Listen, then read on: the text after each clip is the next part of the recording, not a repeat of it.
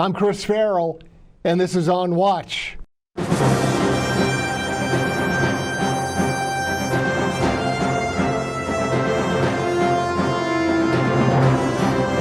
Welcome to On Watch, everybody, the Judicial Watch podcast where we go behind the headlines to cover news and information the mainstream media really doesn't want you to know about. We try to recover lost history and explain the inexplicable. Today, we're very pleased to have returning to the show Representative James Comer of Kentucky, who is the chairman of the House Oversight and Accountability Committee. Congressman Comer, welcome back to On Watch. Great to be back. Thanks for having me. You got some big news. You and a couple of other committee chairmen have gotten together and made a criminal referral over to our illustrious Department of Justice.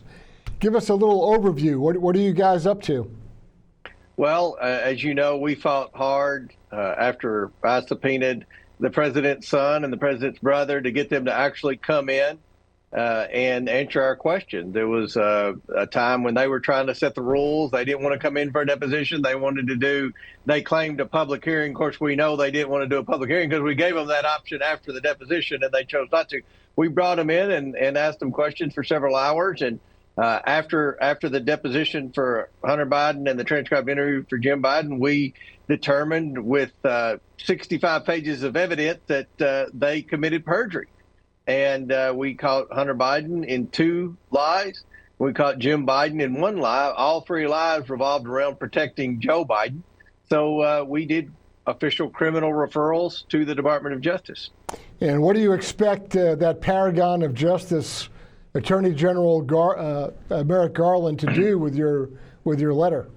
Well, the Attorney General has a history of charging people and going after people who were held in contempt when the Democrats were in control. He did that with Roger Stone when he was held in contempt of Congress by the January 6th committee for defying a congressional subpoena. So he has a record of taking these congressional referrals seriously. Now, as you and I both know, Steve Bannon's headed off to jail in a couple of weeks. He set off for a different thing as well, right?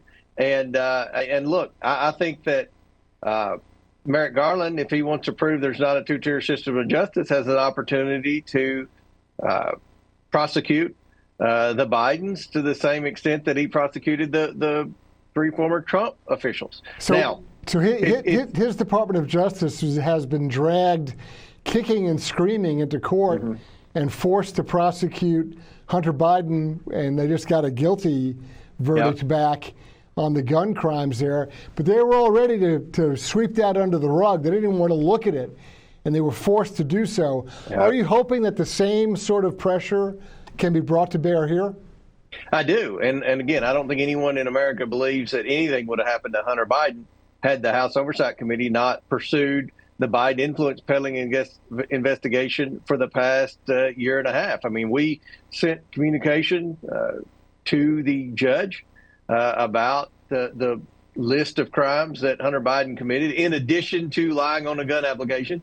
And I think that weighed heavily on the judge's decision to reject David Weiss's first sweetheart plea deal for the Bidens. But look, with the criminal referrals that we issued, if Merrick Garland will not do anything about them, which you and I both are skeptical that he will, exactly, then the statute of limitations is good for 5 years.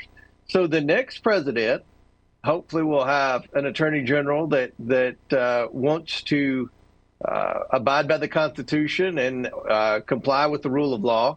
Then the next attorney general in the next administration certainly can hold the Bidens accountable for perjury. You know, this is kind of a big, broad question, but I'm interested to get your point of view on it.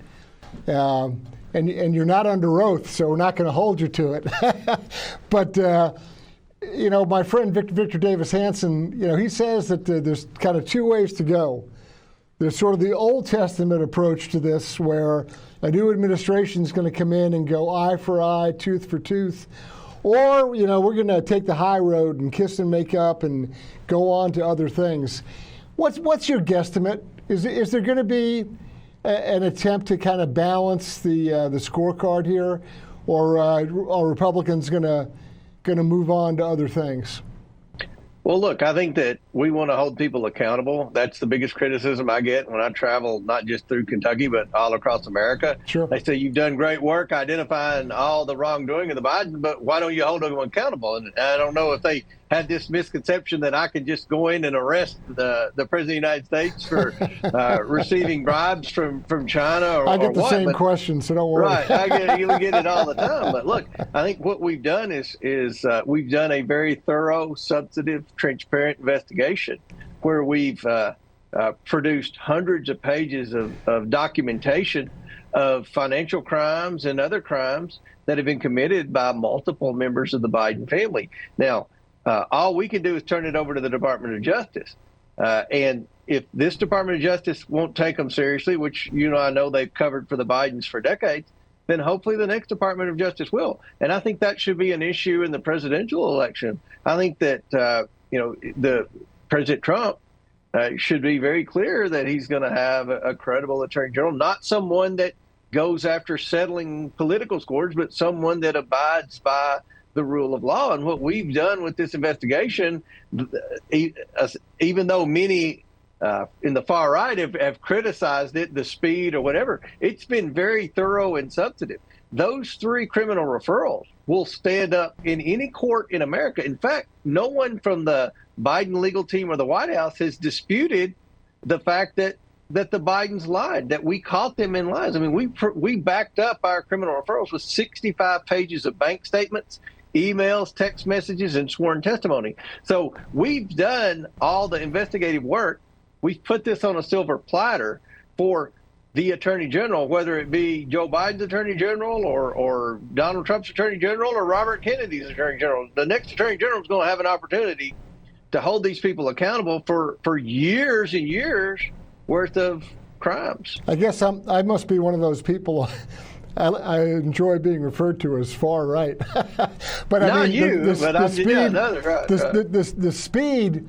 Democrats have the ability to impeach people in about 20 minutes. Right. That's right. Somehow Republicans take months. But I'm looking at your press release, and we're going to link the press release announcing your referral letter. We're going to put that in the body of this podcast announcement, so folks can go in and click on it and read for themselves. But I'm looking at the summary, and the second bullet to me is really the knockout punch. I would lead with the second bullet, which talks about the fact that Hunter Biden, during his testimony, relayed an entirely fictitious account about threatening text messages he sent to a Chinese business partner. He claimed it was somebody with a similar name, and of course it wasn't. But the documents that you guys have come up with detail and have bank records that prove that Hunter Biden's Chinese business partners wired millions of dollars after the threat, and that money ended up in Joe Biden's bank account. Not all of it, but a portion of it. I mean, to me, that's a knockout punch. That's your second bullet. I'd leave it with that, the first one right out of the box. I mean, that is an astounding linkage that you've laid out. Yeah. And what drives me crazy is the mainstream media will say the Oversight Committee has failed to prove any wrongdoing by any member of the Biden family, much less Joe Biden. Look, what did the Bidens do to receive the millions of dollars from our adversaries around the world? They didn't have a real business. There was no energy company. There was no investment company. We've already proven that. When we asked Hunter Biden about the WhatsApp message that the whistleblowers disclosed in their multi-year IRS investigation, he said, that under oath, he said, that wasn't to that Henry Zhao, that was to another Zhao. Zhao is a common name in China. And what we proved after the deposition was they kept texting back and forth, multiple texts, and the next day, a $100,000 wire came with the note, look, we're going to get the rest very, very soon. Here's $100,000 to pacify you. And then within a week, they got a $5 million wire. And this was the text message where Hunter said, my father is sitting right beside me. And we know from our investigation that Joe Biden was in Delaware that particular night. Now, will we ever know whether or not Joe Biden was sitting next to him or not? I don't know, but it sure looks like the Chinese thought it was Right. when they wired that money so quickly.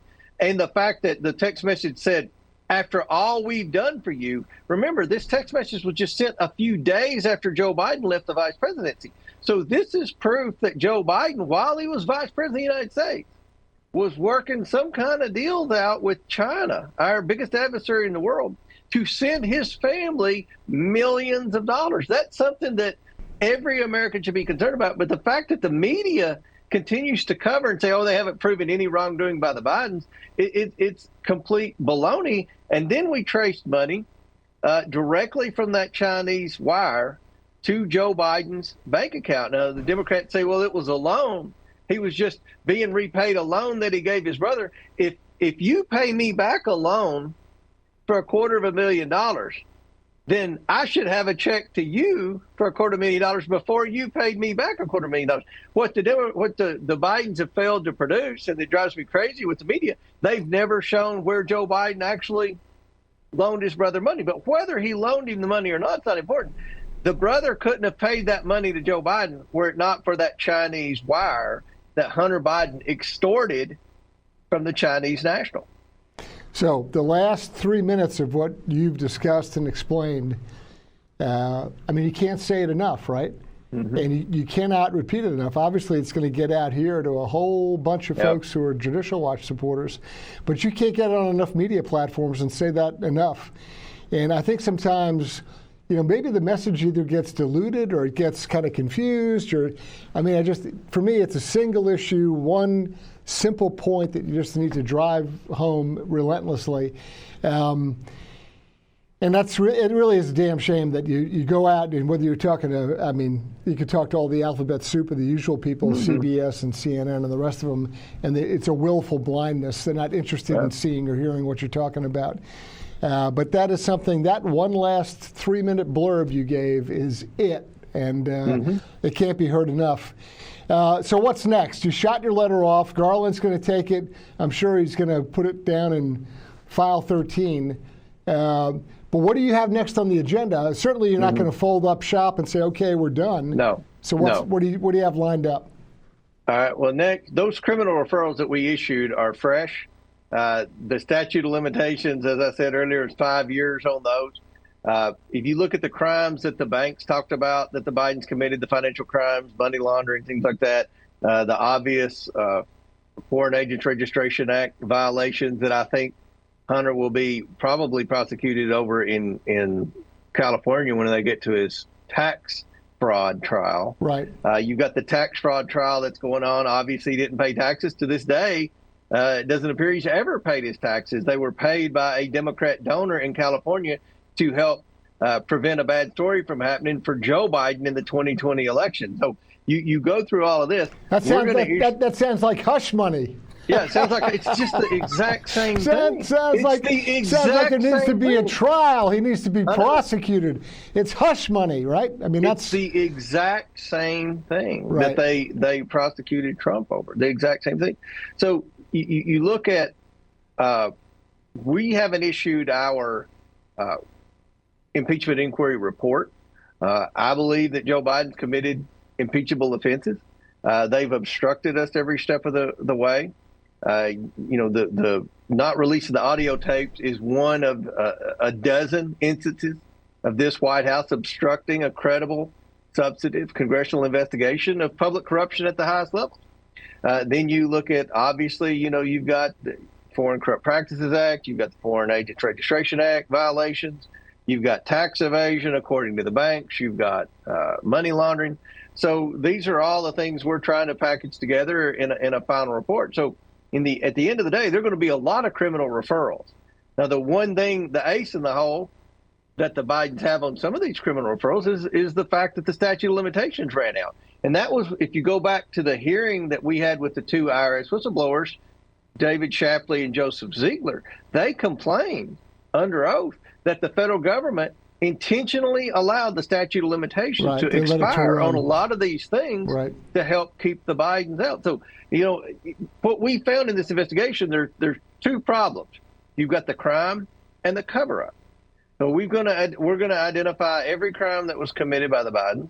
But we also are working with the Judiciary Committee and that Weaponization Select Committee to identify all the bad actors that were involved in the cover-up. People like Leslie Wolf, who was the assistant U.S. attorney in Delaware, who was the one person that told the IRS whistleblowers to stand down, who was the same person that said they couldn't interview the big Democrat donor, Kevin Morris in California, who paid Hunter Biden's taxes and may have paid some taxes for Jim Biden. We're looking into that. So you've got a lot of problems here that involve a cover-up by the Securities and Exchange Commission, the IRS, the Department of Justice, and the FBI.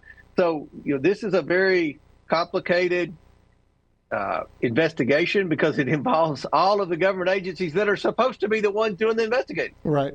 And then you've got the media who's supposed to be a part of accountability and a check and balance in our They're not even remotely interested. But they attack me. Right. They attack me and Jim Jordan for having the audacity to even lead an investigation. So I think you're going to see a lot more action in the next few weeks out of the Oversight Committee. And so you've been talking about a report. You have a target for when you want to issue that report? I would love to have issued the report months ago. One of the things, the last bit of information we got from the whistleblowers, if you're an IRS whistleblower and you have to turn over sensitive information, you have to turn it over to the House Ways and Means Committee. Then the House Ways and Means Committee has to have a markup and vote it out before we can get it. That's what I call congressional bureaucracy, but that's the way the rules are. That took about 3 months. So that's we've been waiting on that. We got that in. And that was the basis for the criminal referrals. Those notes that the whistleblowers had proved that Hunter Biden lied 2 times under oath in his deposition. So we've still got several documents outstanding. We've still got some subpoenaed bank records that haven't come in yet. As soon as we get all that in, we're going to wrap it up. But it's been a long process because we've been obstructed at every step of the way. Congressman James Comer of Kentucky, chairman of the House Oversight and Accountability Committee. Big news with a referral to the Department of Justice on Hunter and Jim Biden. Thank you so much for joining us. Thanks for having me. I'm Chris Farrell, on Watch.